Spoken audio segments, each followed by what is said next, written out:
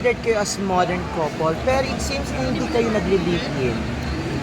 Ay, hindi naman. Bakit ganon? Kasi di ba parang hindi naman na kayo mga bagets or something, pero di ba yung ibang mga modern couple, nagsasama muna para mas lalo nilang matest yung character, yung personality ng isa't relationship. Kayo hindi pumasok. Bakit? Nakakahanap naman kami ng ways to spend a lot of time together. Parang ganun nga, parang sometimes we'll go on vacation. But it's also, I think dahil sa pagka-busy namin, dun nanggagaling yung minsan, kasi I live with Michelle, diba? And we have our own system na eh. Me and the girls have our system na we get to help each other pagka may mga work kami, may mga events. It's just so convenient that way. Pero minsan naman din, I get to spend time with Sam, and if I have work near his house, I'll stand by at his house muna. May spend Or time ako din kami. sa kanya lang sa bahay nila. Kasi taga Makati siya, taga Manila, QC kami. So, yun. Ikaw, ano yung Maganda nga kasi namimiss namin lalo yung isa't isa. Pag minsan di namin nakikita, mas lalo ko siyang namimiss. So maganda yun, di ba? Actually, everyday nga eh, parang nafe-feel namin, everyday kami nagte-text ng I miss you, ganyan. Katulad kagabi. Hindi nawawala yung Andun siya, pero umuwi rin siya. Pero Ian, speaking of Michelle, kasi may mga netizens na binibigyan kulay yung closeness nyo. Since open naman si Michelle, di ba, na sa kanyang gender preference. So anong reaction mo pag may mga netizens na binibigyan ng malis yung friendship niyo ni Michelle? Actually, we both find it entertaining. hindi naman namin minamasama or anything. We just both find it entertaining. Kasi kahit sa amin pa mismo nanggagaling yung it's the remix, yung parang pinagsasama yung mga pangalan namin. But I just have to deny that there's anything romantic there. Categorically, at saka talagang what me and Michelle have is a very special kind of friendship. She's one of my best friends, and I think in some ways, I mean, no offense, but I mean, it's better for us than a romantic relationship. Kasi sa yung reaction niya, Matagal na, 3 taon na huy. Sanay na siya, wala na siya. Actually, minsan kami na lang magkakasamang 3 eh. Nagsasaya na lang kami. Kong and Rian, ano masasabi niyo sa personality at character ng isa't isa in 3 years pa? Ano pagkakilala mo kay Rian and vice versa? Si Rian ang pinaka matalinong taong kilala ko na sobrang pure puso at damdamin. Sabi ko nga dahil sa kanya, mas lalo akong naging mabuting tao. Nakita ko kung kaya maging mabuti nitong taong to, ba't hindi ako?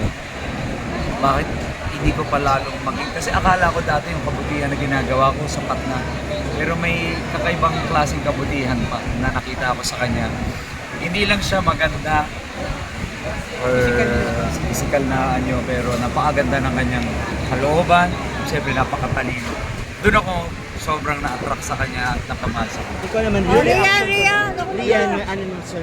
Sa reaction doon sa sinabi? Well, I'm flattered. Thank you, Bubu.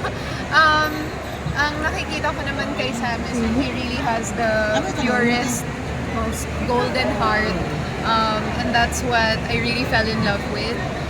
He always has treated me with so much respect from day one. And yeah, I'm grateful to learn from him. Marami talaga akong natututunan. He's so patient with me. And he's also the most guwapo guy I've ever seen in my life. So Sa panahon ngayon, yung oras talaga yung pinaka sa tingin kong valuable na may bibigay mo sa isang tao dahil hindi mo na may babalik yung panahon na yun, yung oras na yun. Mga material na bagay, lahat yan, nabiyayaan na tayo dyan. Sa tagal natin namuhay sa mundo, yung mga material, nadaanan na natin, pero yung mga ganitong klaseng tao sa buhay mo, nakasama mo, hindi na maulit. Parang kasal na kayo. saka maniniwala ba kayo na hindi talaga kami materialistic? Hindi talaga. Mababaw ang kaligayahan namin, hindi siya nasa material na bagay. Nasa time, minsan nasa pagkain, na simple na naman na food. Walang mga Louis Vuitton, walang Hermes, walang ganon, walang Rolex. I mean, meron pero hindi kami masaya. Charot! Joke lang. Totoo yan, totoo yan. Alam niyo po ako, nanggaling ako sa wala, noong mga unang panahon, ng mga kabataan natin, mga past few years, yun ang mga inuna nating ikamit. Kasi akala natin yun ang magpapasaya sa atin. Diba? Wala kang sasakyan. Kung When gusto you're mo, young, diba? gusto mo magkaroon ng kotse, wala kang magandang damit. Bumili ka ng kotse, ay, ng magagandang baro. Branded. Nakakain ka na ng masarap, pag-travel ka. Pero at the end of the day, ang bibigay sa iyo ng kasiyahan is yung pagmamahal at syempre peace of mind.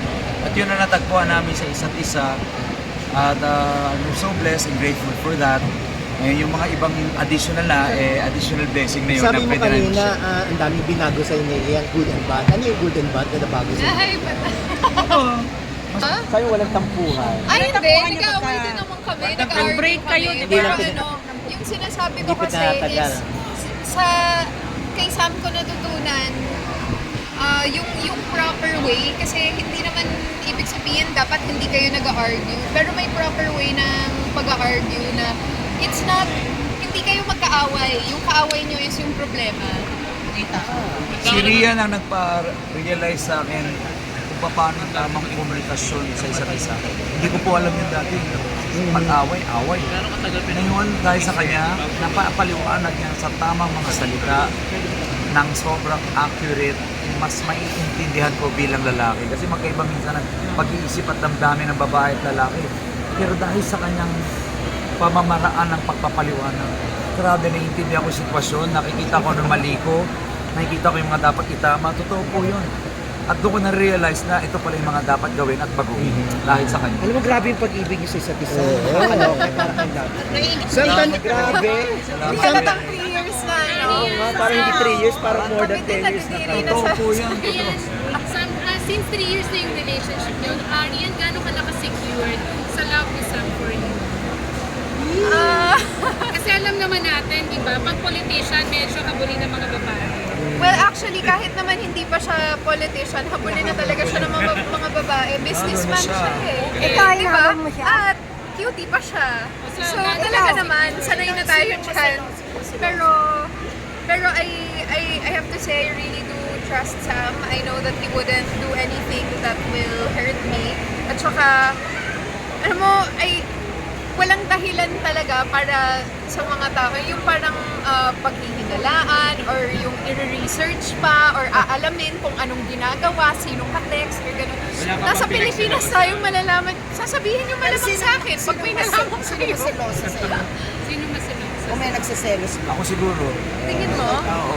Mas di ka naman nagsiselos eh. Ikaw, Sam, Kasi tiwala na siya sa akin eh. Gano'n ka ka-secured kay Rian? Kasi syempre siya may mga nagiging leading man din.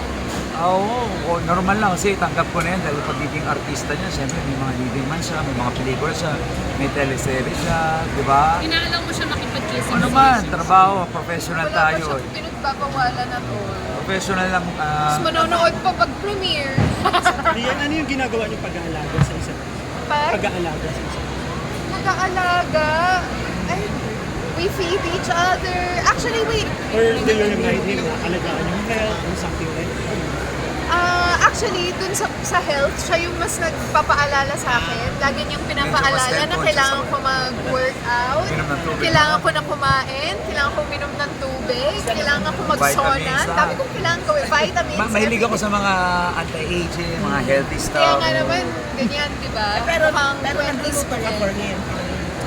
Yes, isa yun sa mga favorite Paborito ko activities yun. namin. Kasi yun Sarap yung, magluto niyan. pwede namin gawin na hindi kami Bonding aalis, through food. diba? Huli niya niluto, kaldereta. Sobrang sarap. Siyempre, yung mga binibake niyang cookies. Actually, natural simple na lang yan. naman yung mga gusto Sarap ni ang Sam. kaldereta. Gusto niya yung mga classic Filipino dishes, sinigang, adobo. Alam niyo, parang mas Napakilala niyo na ba parang yung mas, isa't isa sa sorry. family? Sorry. Napakilala niyo na yung isa't isa sa family? Oo, nakita niyo naman kanina, magkakasama naman kami lahat. Mga family gathering, Yeah, celebration. Yung family ko, nakakasama ko ay naku, gusto siya ng lola ko. Si, Botong-boto, Oo, ah. alam ko si Lola. Oo, Lola parehas Jovita. kayo- Kamusta kayo- po kay Lola Jovi?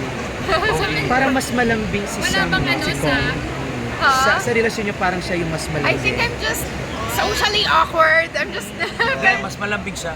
To tell you honesty, Siguro siya yung mas nakaka-conscious lang ako malambing. pag may tao. Siya yung mas malambing. At doon ko natutunan kung paano ba talaga magmahal at lambing na isang tao dahil sa kanya. Parang birthday mo yata Rian Pero sa ngayon. amin, hindi ka Ako conscious ako, pero kalambing ako. Hindi ka ba pinipressure ng lola ni Ria? Kailan mo ba pakakasalan ng Ganon. Alam niyo po, sabi ko nga, lahat yan may tamang panahon. God willing, darating po yan, darating.